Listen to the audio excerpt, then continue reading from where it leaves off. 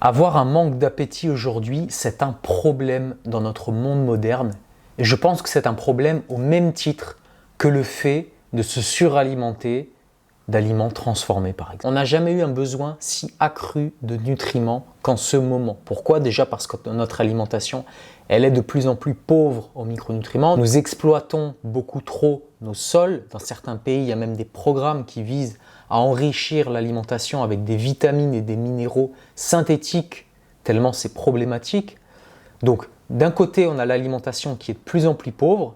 De l'autre côté, on est soumis à de plus en plus de pollution. Les métaux lourds, les perturbateurs endocriniens, les additifs, les conservateurs, les résidus de médicaments, tout ce qu'on va retrouver dans l'eau potable et toutes ces substances avec lesquelles nous sommes en contact tous les jours doivent être détoxifiées par notre corps et ce processus de détoxification nous demande des nutriments. Donc on est vraiment dans une période où on a besoin accru de nutriments. Donc si on a un manque d'appétit, si on a des choses qui viennent perturber notre appétit à côté de ça, on a une situation parfaite pour nous amener vers la carence et vers la toxémie, qui sont les deux facteurs de cause de toutes les maladies. Maintenant, on va venir sur une question qu'on me pose souvent. On me dit « Jérémy, je n'ai pas faim. Est-ce que je dois jeûner pour autant ?» Et on pourrait se dire, à première vue, si on n'a pas faim, il faut écouter son corps.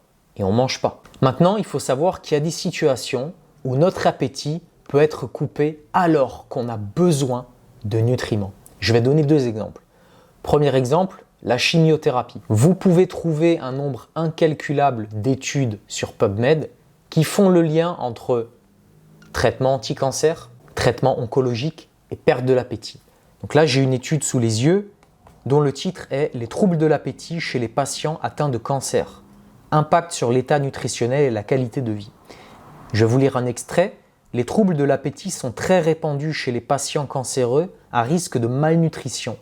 Ils ont un impact significatif sur l'état nutritionnel et la qualité de vie, en particulier lorsque l'anorexie et la satiété précoce sont associées. Et on a un autre extrait du site Raisonnacre, qui est un site spécialisé dans la santé, qui nous dit la dénutrition serait directement responsable du décès des patients atteints de cancer dans 5 à 25% des cas, selon une étude qui est citée. Qu'est-ce que ça veut dire tout ça? Vous avez une personne qui est atteinte de cancer, qui a un besoin énorme de nutriments. On lui donne un traitement qui lui fait réduire, qui lui coupe complètement son appétit. Et à côté de ça, on nous dit qu'un des principaux problèmes des patients atteints de cancer, c'est la malnutrition. Justement à cause de ce manque d'appétit. Donc on est dans une situation où la personne n'a pas d'appétit, pourtant elle a un besoin accru de nutriments et même elle peut mourir de cela. Deuxième exemple dont on parle beaucoup, c'est le fait d'être dans une situation de stress chronique. Et l'exemple typique, c'est de ne pas avoir faim le matin. Je vais vous faire afficher les 4 étapes d'une réaction au stress. Donc on a la phase d'alarme, la phase de résistance, la phase d'épuisement et la phase de burn-out. Quand vous êtes dans une situation de stress chronique, généralement en naturopathie, on distingue 2 tempéraments, les tempéraments dilatés et les tempéraments rétractés. J'ai déjà fait un petit peu des vidéos sur le sujet, si vous voulez aller les voir. Face à une situation de stress chronique, les personnes au tempérament dilaté vont avoir tendance à surmanger, ce qui est en réalité la réaction physiologique. Dès que nous sommes soumis à des stress, nous avons un épuisement de nos réserves nutritionnelles qui se font. Donc la réaction saine après un stress ou pendant un stress chronique, c'est d'avoir faim. Et on a l'autre catégorie de tempéraments qui sont les rétractés dont je fais partie. Et ces personnes-là, lorsqu'elles sont soumises à des stress chroniques, ça leur fait l'effet contraire. La faim est coupée. Donc c'est des personnes qui ont besoin de nutriments. Toute situation de stress chronique, c'est un épuisement des nutriments. Et donc parallèlement, on a des gens qui n'ont pas faim. Donc on a épuisement d'un côté des réserves de nutriments et de l'autre côté baisse de l'appétit. Donc on va droit dans le mur. Donc des personnes de type rétracté qui sont soumises à un stress chronique, qui se réveillent le matin, qui n'ont pas faim, qui peuvent sauter des repas comme ça, ce n'est pas forcément des gens qui devraient écouter leur corps, entre guillemets. C'est des gens justement qui devraient faire des petits repas, ça ne veut pas dire se gaver, mais apporter un petit peu de nutriments. Et généralement, en remettant un petit peu d'essence dans la machine, en régulant un petit peu cette réaction, cette réponse au stress, généralement l'appétit remonte. Je rappelle que l'appétit, c'est un signe de vitalité en naturopathie. Avoir de l'appétit, c'est un très bon signe. Ne pas avoir d'appétit, c'est un signe qu'il y a quelque chose qui ne va pas. Donc tout ça pour dire, donc ces exemples pour dire que ce n'est pas parce qu'on n'a pas faim qu'on n'a pas intérêt à se nourrir. Et ça, c'est compliqué puisqu'on a d'un côté le feedback du corps qu'on a envie d'écouter, mais d'un autre côté, il faut comprendre pourquoi on ressent ce qu'on ressent. Et ça, des fois, c'est pas évident. Donc maintenant, je vais vous donner 3 causes qui peuvent faire qu'on a l'appétit coupé, qui peuvent expliquer qu'on a un manque ou une perte d'appétit, et je vais proposer derrière des solutions. Première cause, la toxicité, et en particulier lorsque le foie et la bile sont touchés. Je l'ai dit au départ, la toxicité, c'est l'une des 2 grandes causes de maladie de dysfonctionnement d'une cellule. En nous produisant naturellement des toxines endogènes qu'on doit éliminer à travers les émonctoires, et malheureusement, dans notre monde moderne, on est soumis à un nombre incalculable de toxines supplémentaires. Donc c'est du travail en plus pour le foie et le système lymphatique. Donc le système lymphatique stocke les toxines, elles sont également stockées dans le tissu adipeux, et le foie, c'est l'organe qui va neutraliser un petit peu toutes ces toxines.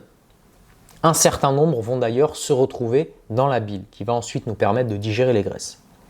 Donc qu'est-ce qui se passe quand une personne est surchargée, a trop de toxicité en elle? Ça veut dire que le système lymphatique et le foie généralement sont surchargés.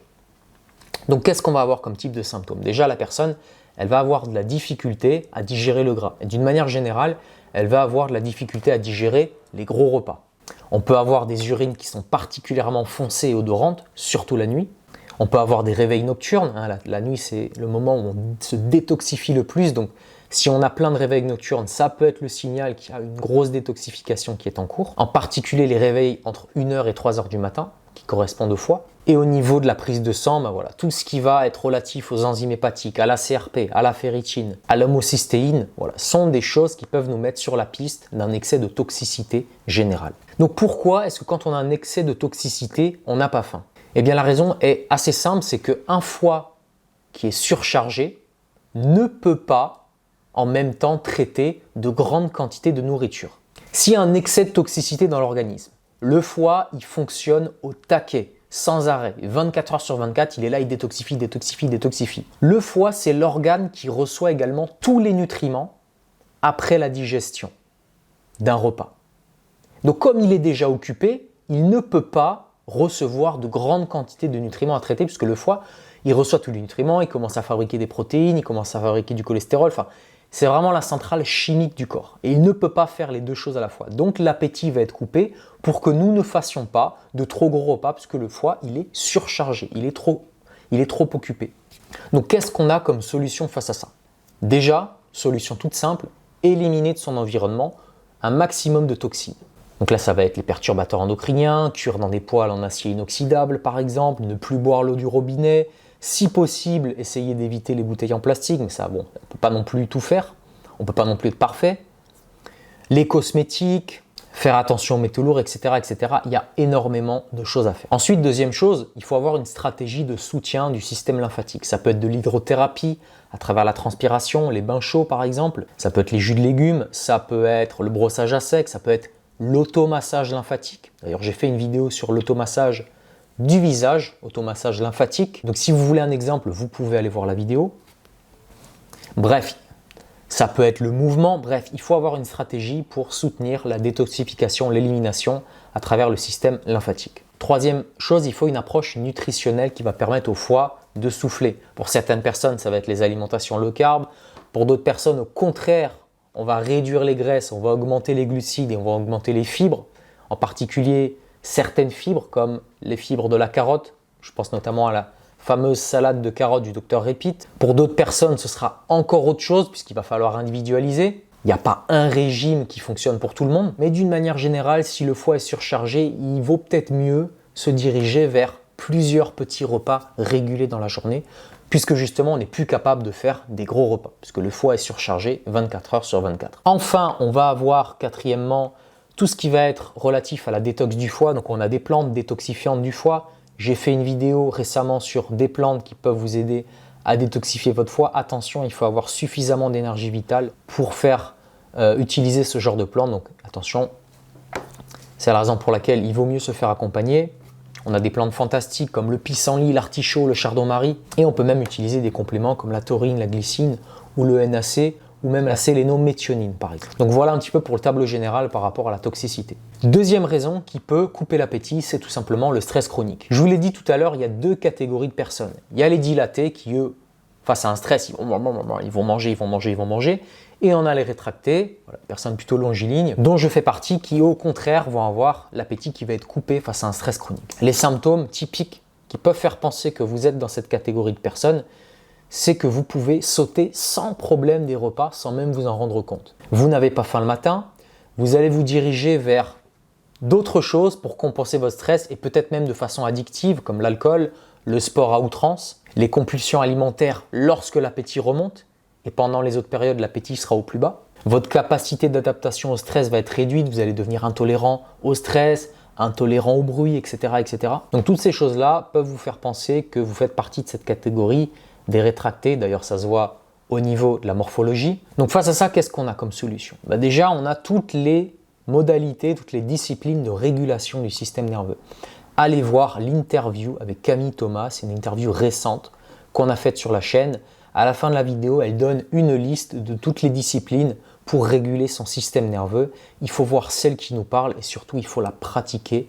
Et il faut avoir du plaisir à la pratiquer. Ça ne sert à rien de se dire, voilà, je vais faire de la méditation tous les jours si ça te fait chier de faire de la méditation, d'accord? Choisis une discipline qui te plaît, qui te fait du bien, que tu as du plaisir à pratiquer et essaye de la développer. Moi, personnellement, ce qui m'a aidé, c'est la somatic experience, l'auto-hypnose et l'automassage lymphatique. C'est les choses qui m'ont le plus aidé dans la régulation de mon système nerveux. Et le MDR aussi, j'allais oublier. Ensuite, on a, c'est facile à dire, plus difficile à faire, mais l'élimination de toutes les sources de stress majeures.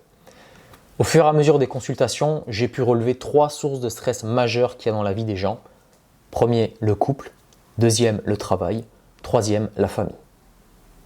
Comme je dis, c'est plus facile à dire qu'à faire, mais à un moment donné, s'il y a des nœuds dans ta vie, des nœuds qui te procurent du stress chronique, eh bien à un moment donné, il va falloir résoudre, il va falloir démêler ces nœuds, même si c'est compliqué, même si c'est difficile à faire, il ne faut pas se voiler la face. S'il y a quelque chose au quotidien qui te procure du stress chronique, ça va être très difficile de sortir de la situation sans résoudre le problème à la cause. Consultez si possible un psychothérapeute, un coach de vie, quelqu'un qui est spécialisé dans cette thématique et qui va pouvoir t'aider à démêler les choses. Personnellement, je ne suis pas formé pour aider les gens sur ce type de problématique, mais mon devoir, c'est de te dire que ça peut être un frein à la résolution de ton problème. Et troisième élément, c'est le mouvement, l'activité physique. Pour certaines personnes, il y en a trop, pour d'autres, il n'y en a pas assez.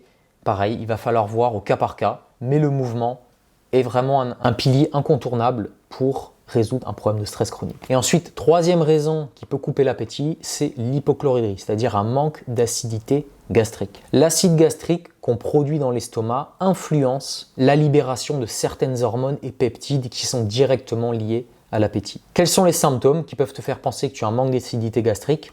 Tu as du mal à digérer les protéines animales, tu as du mal à digérer les repas en buvant en même temps de l'eau, tu as du mal à digérer les repas qui mélangent protéines animales et fruits. Par exemple, si en rajoutant simplement un petit fruit à la fin de ton repas, tu ballonnes, etc., tu as des gros problèmes à ce niveau-là, déjà ça peut faire penser à une dysbiose, mais ça peut aussi faire penser à un manque d'acidité gastrique. Si tu as également régulièrement des ballonnements, des éructations, des rots ou même des reflux gastriques, tous ces symptômes-là peuvent faire penser à une hypochlorhydrie. Maintenant, qu'est-ce qu'on a comme solution face à ça?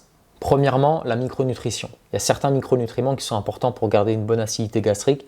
J'en ai déjà parlé sur la chaîne, la vitamine B1, le potassium, le sodium, le zinc par exemple. Donc il faut aller consommer les aliments qui contiennent ces micronutriments. Le zinc, on va surtout le retrouver dans les fruits de mer. L'aliment roi, c'est les huîtres, mais il y a aussi les moules, la viande rouge. Pour la vitamine B1, c'est un petit peu plus compliqué. Moi, généralement, je propose les moules, je propose l'orange, l'ananas. Il y a le porc, mais c'est une viande que j'aime pas forcément. Mais des fois, ça peut permettre de passer le cap, mais c'est pas forcément une viande que j'ai l'habitude de conseiller, notamment en raison du profil en acides gras polyinsaturés. Après, ça dépend de la façon dont sont nourries les bêtes. Mais généralement, la B1, elle est assez compliquée à trouver. Mais si on consomme suffisamment de protéines animales et qu'on consomme quelques bons aliments, on peut y arriver assez facilement. Le potassium, il y en a dans les produits animaux, il y en a également dans les fruits, il y en a dans les légumes. Et le sodium, c'est un minéraux qui est compliqué à trouver dans l'alimentation. Il va y en avoir dans les jus de céleri branche, il va y en avoir dans les fruits de mer, mais pas tant que ça, contrairement à ce qu'on peut penser. Il y a certains fruits de mer qui en sont très riches, comme par exemple le crabe, le homard, mais bon, voilà, comme dit, c'est des choses qui sont vraiment spécifiques. Donc le sodium, si on en manque à un moment donné, on peut rajouter tout simplement du sel de Guérande, un sel brut non raffiné, et là on est sûr qu'on va atteindre ses besoins. Donc pour les micronutriments, pour l'acidité gastrique, c'est fruits de mer, vraiment le top du top. Protéines animales, en particulier celles qui sont riches en zinc. Quelques fruits comme l'orange et l'ananas peuvent être très intéressants. Et pour le sodium, encore une fois, les fruits de mer, le céleri branche et si on n'a pas d'autre solution, le sel brut non raffiné. Il va falloir consommer des protéines et en particulier des protéines animales. Il y a un cercle vicieux dans l'hypochlorhydrie, c'est que moins on a d'acidité gastrique, moins on arrive à digérer les protéines, moins on digère les protéines, moins on produit d'acidité gastrique. Donc c'est un cercle vicieux qui s'installe. Donc la stratégie, c'est de faire des petits repas, d'accord, de protéines animales tout au long de la journée. Ça, c'est vraiment dans les cas les plus problématiques. Mais voilà, l'idée, c'est de ne pas faire des trop grandes portions de protéines animales d'un coup, parce que de toute façon, on ne va pas réussir à les digérer, mais de les dispatcher sur la journée. Et enfin, à côté de tout ça, on va pouvoir utiliser en soutien des plantes, des substances amères, des compléments qui vont nous permettre de retrouver, de stimuler l'acidité gastrique. On peut parler de la gentiane, de la roquette. J'ai fait pareil, une vidéo sur le sujet 5 plantes qui vous aident pour la digestion. C'est une des dernières vidéos que j'ai faites. Allez la voir si vous avez des problèmes digestifs. On a le gingembre, on a le vinaigre de cidre non pasteurisé.